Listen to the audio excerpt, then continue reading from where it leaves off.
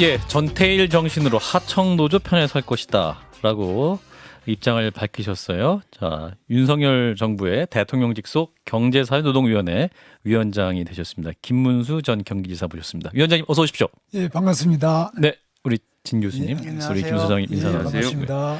축하드리겠습니다. 먼저 취임을. 자, 처음 제안 받고 어떤 생각 드셨습니까, 위원장님? 뭐 하여튼 저는 생각지도 안 했습니다만은 집에서 예. 잘 쉬고 있는데 한번 해보라 그래서 나름대로 열심히 하겠다고 말씀을 드렸습니다. 대통령이 직접 전화하셨나요? 네? 대통령이 직접 윤 전화하셨나요? 대통령이 직접 예, 대통령 제안. 만나 뵙고 뭐 같이 이야기도 하고 또 수석들도 만나고 이랬습니다. 그렇군요. 이 경제사회노동위원회라는 것이 옛날에 그 노사정위원회랑 그렇습니다. 같은 거죠, 그러니까. 예, 노사정위원회가 이름을 경제사회위원회로 바꿨는데 예. 이름이 어려워가지고 뭐 모르는 사람이 많아요. 그게 뭐 하는 거냐고 다들 그죠? 물어요. 예, 그 원래 익숙한 이름이 노사정위원회였는데. 그렇습니다. 예. 예. 그러니까 역할이 뭔가 또 궁금하신 분 있을 것 같아요. 노동부 장관이랑 뭐가 다른 거냐?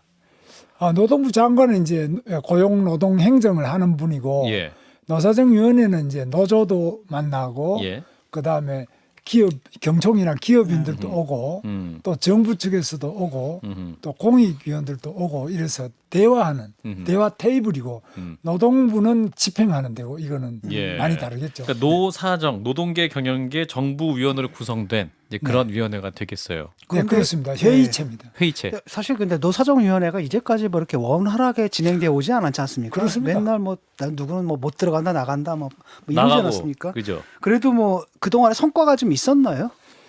뭐 합의가 한 300개 정도는 됐는데요. 그렇습니까? 특히 제가 국회의원 할 때는 98년입니다만은 그때는 IMF 났을 때 그때 IMF 때 정리하고 이런 것을 노사정 합의를 통해서 정리하고 됐죠. 그래서 그 트라우마 때문에 지금 또 이제 안 들어가려고 하는 그거 가면 정리하고 뭐 이런 손해 보는 거 아니냐 이렇게 생각하죠. 오늘 이제 노동계 만나셨어요. 한국노총 위원장 김동명 위원장을 만나셨는데 네, 오늘 그 너무 부드러운 분위기 아니었던 것 같습니다. 아주 부드럽고 좋았습니다. 아, 그럴까요?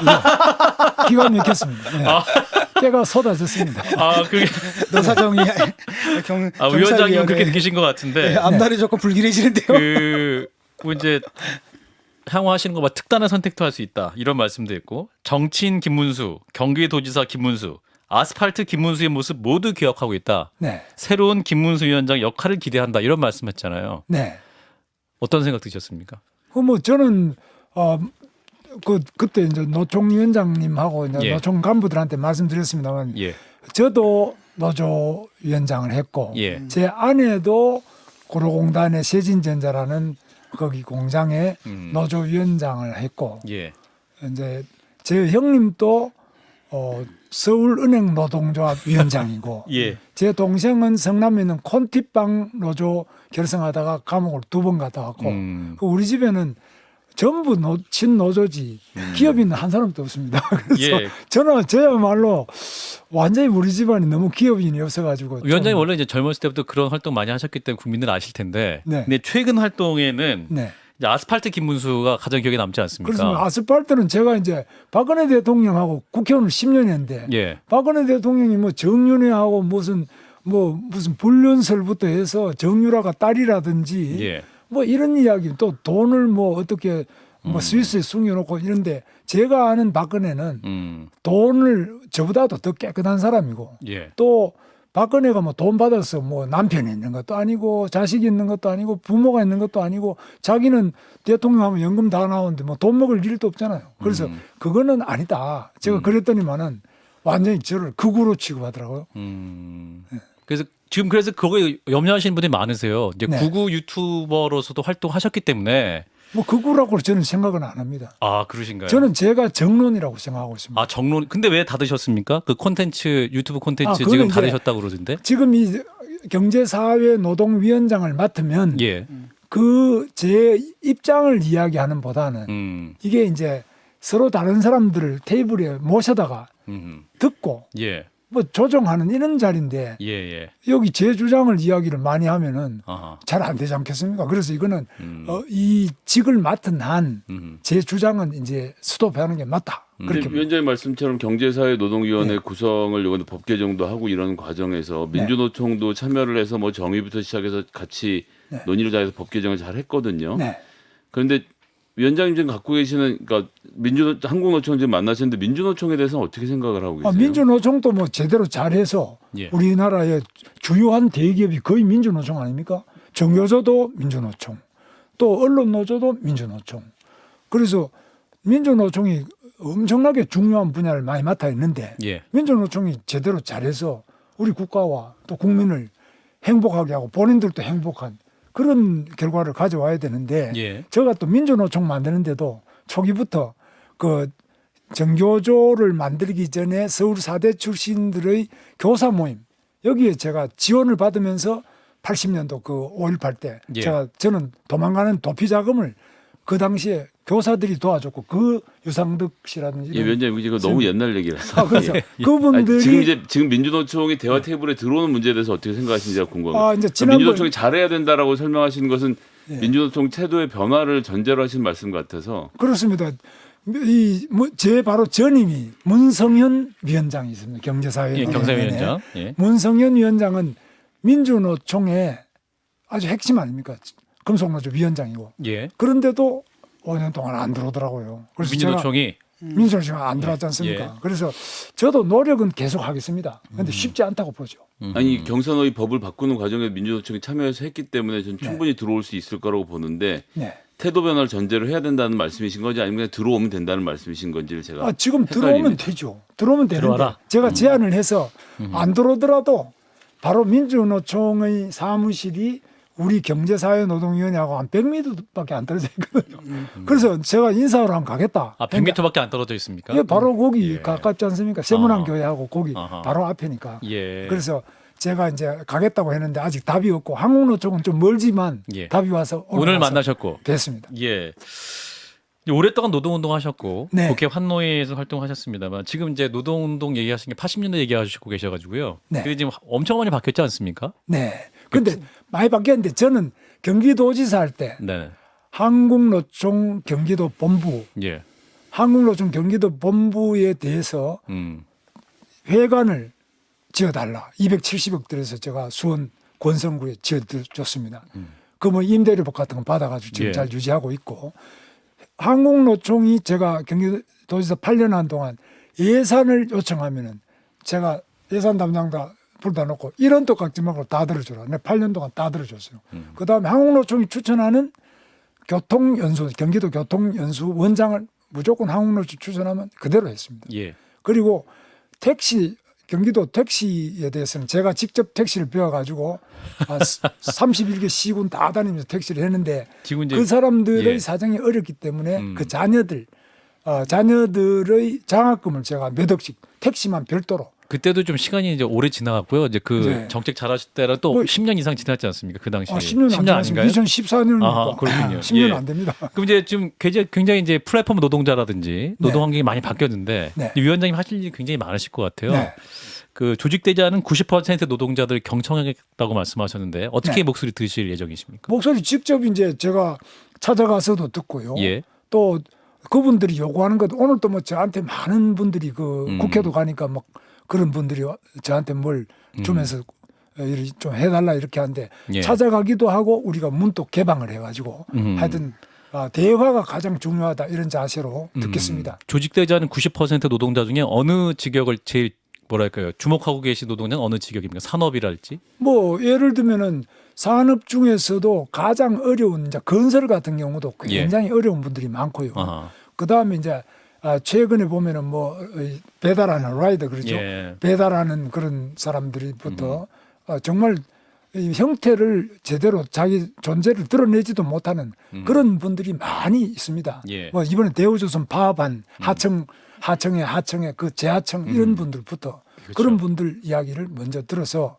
제가 이제 늘 말씀드리지만 전태일 정신이라는 건 자기보다 못한 전태일은 재단사잖아요. 그렇죠. 제가 전태일 기념사업회 초대 사무국장입니다. 제가 예.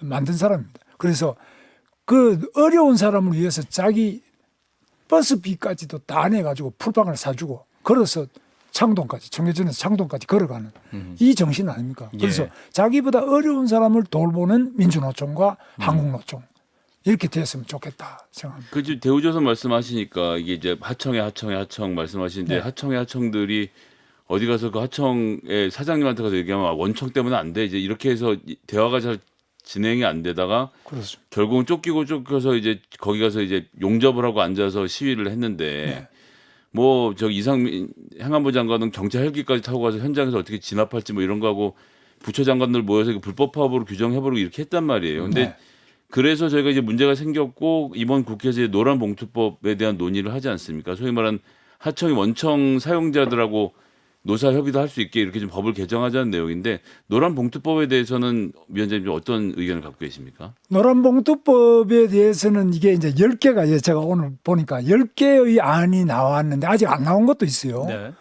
그래서 우리 전해철 위원장이 또 안 나온 새로운 안을 또 마련하고 있어요. 그래서 워낙 다양하기 때문에 조금씩 차이가 있습니다.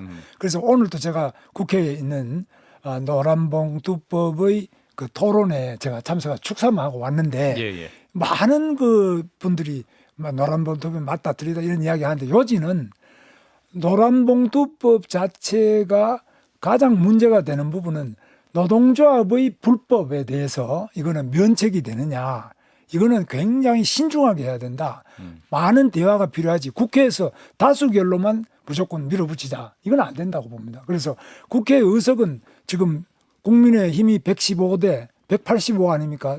다른 당이. 그래서 115대 185 무조건 숫자로만 밀어붙이는 게 아니라 합리적인 논의가 먼저 진행이 돼서 국민적 합의 위에서 노란봉투법이든지 이 노동조합 및 노동쟁의 조정법이 개정돼야 된다. 이렇게. 네, 그 사실 핵심이 바로 그거 아니겠습니까? 불법이면 당연히 뭐 책임을 져야 되고 형사적, 민사적 책임을 져야 된다는 건 당연한 건데 네.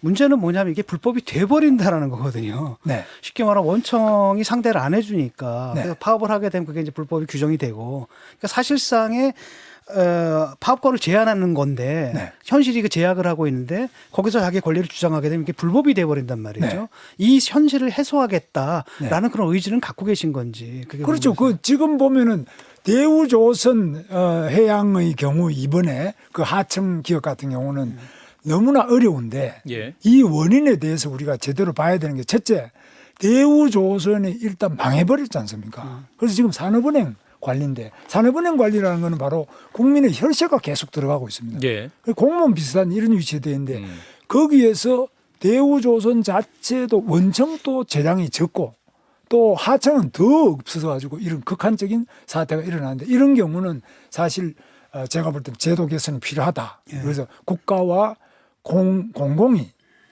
저희 경제사회노동위원회 이런 데서 이런 극한적인 상황에 있는 하청의 열악한 이런 노동자 이야기부터 찾아가서 예. 듣고 그걸 제도적으로 개선하는 방안을 먼저 마련해야 된다고 봅니다. 노란봉투법 자체가 이제 기본 정신 보면 이제 파업 때문에 발생한 손해에 대해서 노동자들의 어떠한 그 책임을 제한하거나 면책하는 그런 법의 정신이지 않습니까? 그러면 그 자체는 보면 그 노동자들의 어떤 파업권이라든지 그런 것을 노동 3권을 보장하기 위한 그러한 정신을 바탕으로 하고 있는데 위원장님께서 좀 부정적 입장을 피력하시면 어떤 노동자들의 3권 이런 것들 기본권들이 좀 오래 위축될 수 있다. 또 파업 한번 하면서도 이 노란봉투법이 위축되게 되면 또 파업에 대해서도 어떤 정당한 권리 행사하지 못할 가능성도 있지 않을까요? 그러니까 이런 문제란 말이죠. 네. 그러니까 예를 들어가지고 사실상 기업에서 자꾸 손해배상을 거는데 이 기업에서 정말 이분들한테 손해배상을 받아가지고 경제적인 이유 때문에 거느냐.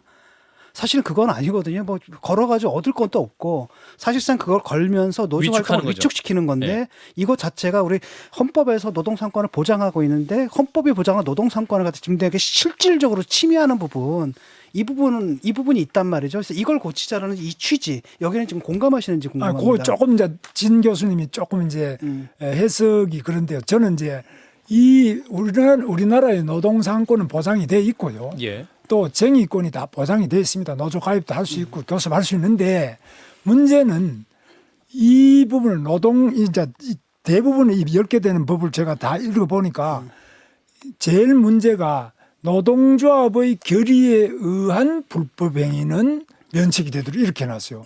그럼 노동조합이 결의하면은 괜찮고 노동조합 결의에 따르지 않은 불법은 처벌한다.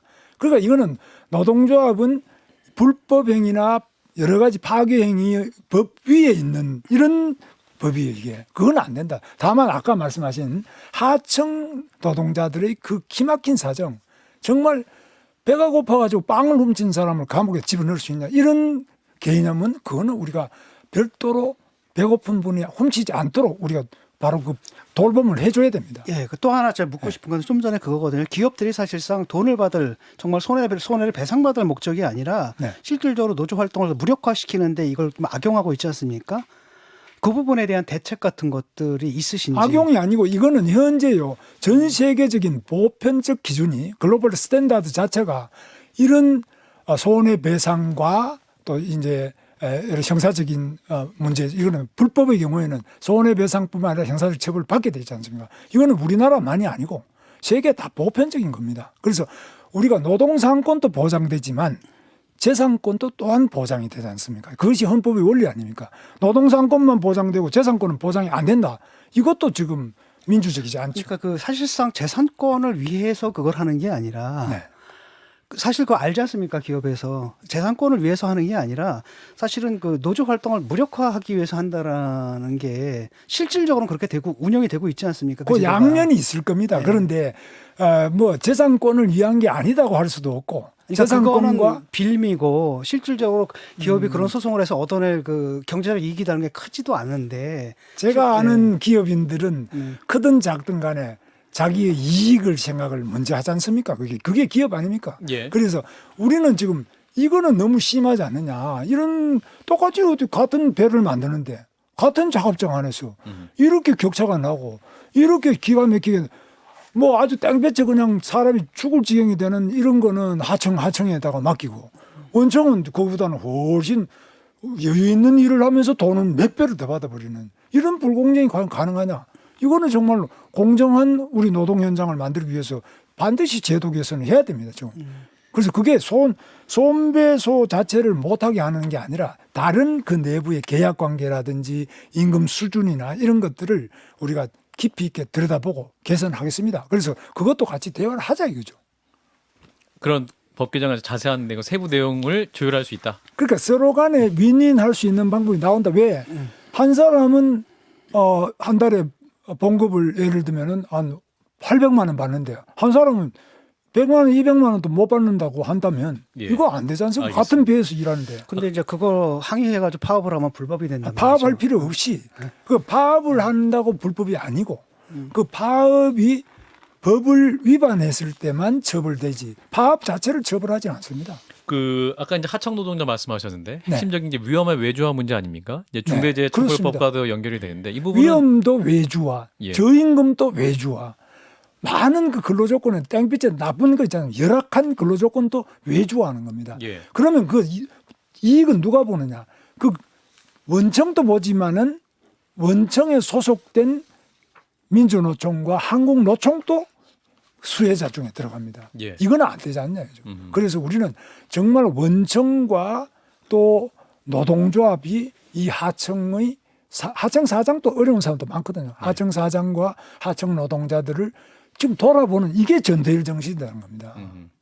나는 뭐 내가 괜찮으니까 괜찮다 이게 아니고 자기들 월급 올리는 게 아니라 이 어려운 사람 같은 직장 눈에 보이는데 자기 하기 싫은 일을 다 맡아 하고 자기 하기 싫은 일을 하는 사람한테 봉급은 자기보다 5분의 1도 안 주는 만약 이런 일이 있어가지고 이거는 정의롭지 않지 않습니까? 근데 그걸 안 주는 책임은 사업주한테 따질 문제지 노조가 있고 없고와의 차이는 아니지 않습니까? 노동조합 정신이 아까 제가 그러니까 전태일 정신 노동조합의 정신에 대해서 말씀드리는 게 노사정위원회라는 대화라는 것 자체가 노동자를 대표하면 노동조합이 들어와서 대화를 할 수밖에 없을 텐데요, 사실상은. 그렇습니다. 예. 그러니까 예, 제가 그런데 궁금한 거는 90%의 노동자들에 대한 말씀하시지만 사실상 조직되지 않은 대화 90%. 테이블에 올라와서 대화를 할 것은 그리고 민주노총도 그렇고 한국노총도 다 비정규직 노조들을 함께 운영을 하고 있고요.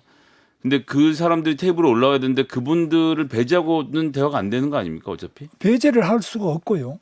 그분들과 함께 그분들이 이제 전태일 근데 정신을 지금 많이 내세우죠. 비정규직의 책임이 노조에 있는 것처럼 말씀하시니까 이제 아니, 의아해서 노조도 있고 노조가 있습니까? 우리 사회 전부 다 공동의 책임입니다. 이 아까 말씀하신 그 대우조선 하청 노조의 그 예. 극한적인 상황이요. 뭐 저도 있고 나는 이게 언론도 있다고 봅니다. 그래서 이런 부분에 대해서는 예. 모두 공동의 책임을 느끼고 우리 사회가 어느 정도까지는 공평해져야지 지나치게 이렇게 하는 거는 저는 정의롭지 않다고 봅니다. 그러니까 그러려면 이제 사측도 양보를 좀 해야 되지 않겠습니까? 당연하죠. 예. 근데 네. 그 부분은 어떤 걸 생각하고 그러니까 계십니까? 사측이 양보를 하는데 어디에 먼저 양보해? 자기 원청의 노조가 크고 가깝고 또 자기 식구로 생각하고 하청은 약간 좀 외주화한다는데 이거는 외주가 될 수 없는 것을 외주화 시켜서 자기는 거기서 눈을 감고 있잖아요. 예. 우리는 이 양심을 두들겨 주는 음. 그런 언론이 되고 그런 저는 경제사회 노동위원회를 그러니까 하겠습니다. 뭐 양심에 호소할 건 아니고요. 그게 법과 제도로 강제가 돼야지 그 사람들이 그렇습니다. 그런 제도를 만들어야 되는 거죠. 그렇습니다. 예. 그 양심에 입각해서 우리가 제도화 시키는 겁니다. 이제 경사노위가 중점 추진 과제로 사회적 대화 참여 주체를 다양화하겠다고 네. 하는 게 내용이 있습니다. 어떤 주체들을 더 생각하시고 계십니까? 근데 저는 예를 들면은 요즘에 출산을 안 하지 않습니까? 예. 특히 이제 간호사들 같은 경우는 나이트 들어가면 밤에 10시에 야간 근무? 예, 10시에 들어가서 예. 새벽 6시에 나온단 말이에요. 그럼 이런 교대를 계속 하는 분들은 사실 아기를 낳기가 힘들어요. 그건 제가 대형 병원에 물어보면은 간호사들 요즘 결혼도 안 하고 애도 안 낳고 그럼 그냥 뭐 산다. 이거는 사실 이 사람의 그런 본능적이고 당연한 욕구를 실현할 수 없는 조건 아니면 그러면 예. 이런 경우는 애를 낳기 좋게 또 애를 키우기 좋게 보육과 교육과 이런 것들을 획기적으로 개선해 줘야 되고 예. 또 뭐 집 때문에 못하는 사람 있으면 임대주택도 이런 사람들부터 우선적으로 줘야 되는데 현재 임대주택 그 배정권을 이 국토부에서 만들어 보면은 예. 여러 가지 문제가 있습니다. 그런 걸 획기적으로 대화를 통해서 개선하자 그런 생각. 할 일이 굉장히 많으시네요. 네, 알겠습니다. 많습니다. 예. 자, 시간이 다 돼서요. 일단 위원장님 오늘 여기서 보내드리고 나중에 또 이슈가 생기면 모셔서 말씀을 또 직접 듣겠습니다. 자, 경제사회노동위원회 김문수 위원장이었습니다. 고맙습니다, 위원장님. 감사합니다. 좋아요. 구독. 알림 설정.